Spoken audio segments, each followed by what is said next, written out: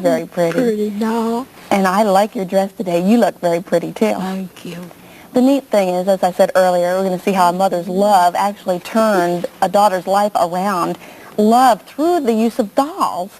How have you used dolls in LaShawne's life? Well, at an early age, we noticed that she had a strong attachment to dolls. And so I utilized the dolls as a means of holding her attention, because with special needs children, the attention span is very short. But if I could utilize the dolls because she loved them, then I could get through to her and hold her attention for a longer span of time. So even when she was very little? Even when she was very little. Mm-hmm. And it worked. In what ways?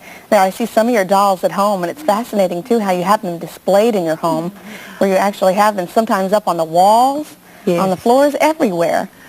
And this is the beginning of the doll collection. LaShawne was about 3 years old at that time when we started. And you have them labeled underneath. And what are the labels? What are the labels for? The labels, that's the name of each doll. And actually, though, you would label things around the house to get her used to being able to talk and being able to...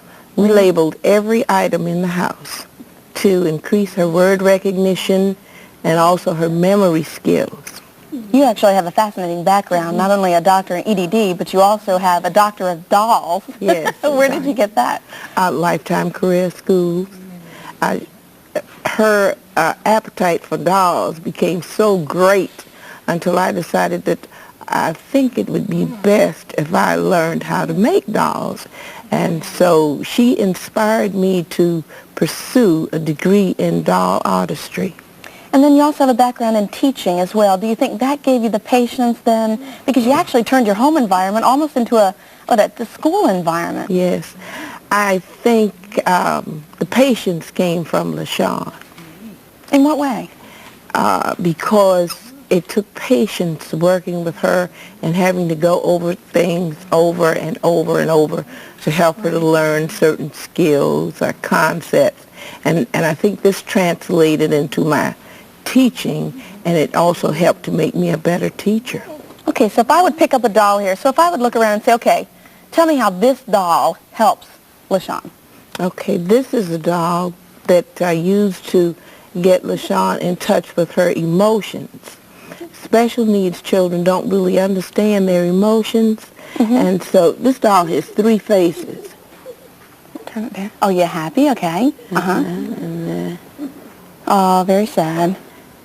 Then I could tell her how to conduct herself appropriately.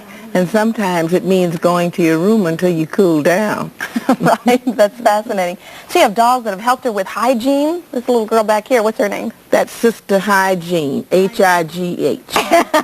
J-E-A-N, Hygiene. Sister Hygiene. Did Hygiene teach you, LaShawne, how to brush your teeth all the time? What else did it teach? What did she teach Brush your teeth. Brush your teeth? Yeah? Anything else? No. Just wash and keep clean? Yeah? That's great. Like to comb your hair is fixed so pretty today. Did you do that or did your mama fix it for you? Mama. Mama? Yeah. But like if you, okay, pick another doll and tell me what you taught her with it. Okay, this is little buttons.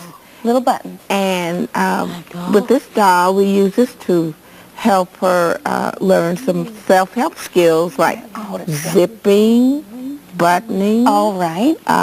Snapping. Right. How to tie a bow, how to tie her shoes. That's great. So just the use of dolls. In what ways, I mean, have you seen it and have you been out to talk to other special needs moms and dads to show them how this could help them? No, I haven't. This was something that I just did for LaShawne. And also it helped her, we used dolls to help her learn how to groom her hair. Now she did this. Look at you. That's beautiful. Oh, that's still, so you have a lot of Barbies. Yes, what all different kinds? I see some soft sculpture in front of us that are just really cute dolls, all these on the table. This is the collection that was inspired by LaShawne. So all the bride and the groom, and how many bridesmaids, how many in the bridal party? This collection is called the Emily's Yemeses, and it was inspired by LaShawne. I wanted to make her a present for her birthday, so I asked, what color do you want the eyes? And she said, green. Yeah. And I said, green eyes. That doesn't sound so well. So I said, what color do you want the dresses, LaShawne? So she said, green. And so I made her a collection of dolls. She actually decided the name of the collection. I gave her 3 choices. I said, do you want these dolls to be called Emerald Eyes Ebony's, Emerald Eyes Kids, Emerald Eyes Yemesis? And she said Yemesis, Mama. And what does that mean? Well, it really has no significance. It just has a nice ring. Even though in South Carolina there's a town that's called Yamasi. It's spelled a little different. So with all these dolls, and then you make dolls, I imagine some dolls get injured along the way, so they even have a doll hospital. Tell me about this little dolly that's in the hospital. Okay, this doll belongs to one of my students whom I taught at Tennessee State University. And she came to us in pretty bad shape. We had to order a new wig for her, so we've replaced her hair. We're going to put a new hat on her. And then we tried to match the fabric so that we could maintain the same character of the doll. Oh, right. So we're going to make her a new skirt. And in order to maintain the character also, we're going to wash this in some Dawn, the lace, and use the lace and just make her a new outfit. Do you find that to be the most delicate way to wash the clothes is in Dawn dishwashing detergent? Is that what you mean? Any delicate dishwashing detergent is good. And sometimes just to clean the doll, we use alcohol. You love dolls so much, you've even, named your house? Sean's Dollhouse at her request. That's amazing. We have some more pictures, too, taken at home that you can tell me what we're seeing there. Is this the whole family?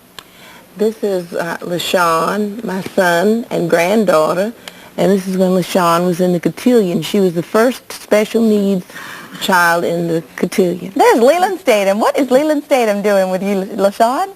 Is he crowning you? Did he come to your party? Did he? That's great. They have a big party and use the dolls and everything there.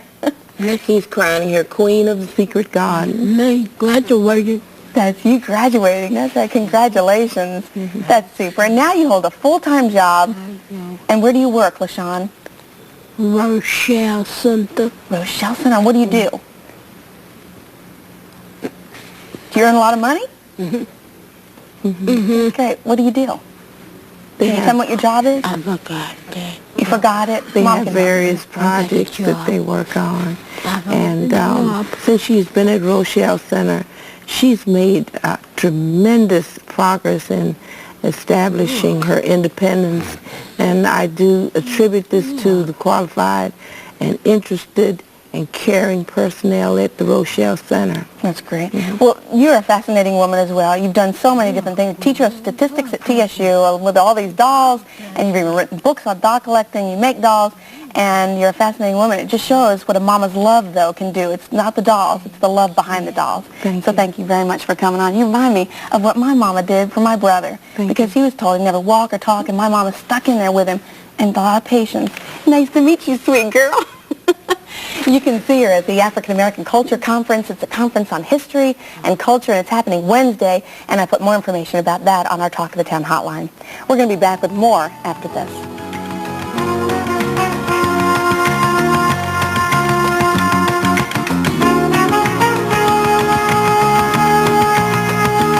It's on Inside Edition.